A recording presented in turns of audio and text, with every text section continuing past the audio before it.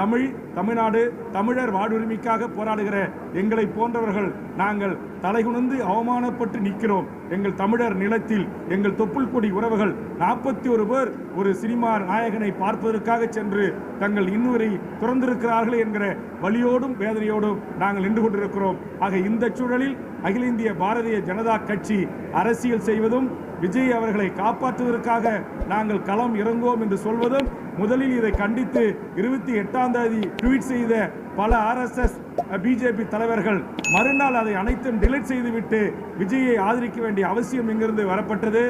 அதிலே கோலாகால் சீனிவாசன் என்கிற ஒரு RSS பத்திரிகையாளர் சொல்லுகிறார், விஜய் உடனடியாக மோடி அவர்கள் தலைமையில் கூட்டணியில் இணைந்தால்தான் நாங்கள் அவரை காப்பாற்ற முடியும் என்று ஆலோசனை சொல்லுகிறார். விஜய் அவர்கள் சென்னைக்கு சென்று 3 மணி நேரம் ஒரு RSS தலைவர் அவர்களோடு கலந்துரையாடி இருக்கிறார் என்று சொல்லுகிறார்கள். ஆக இது எல்லாம் எதை காட்டுகிறது?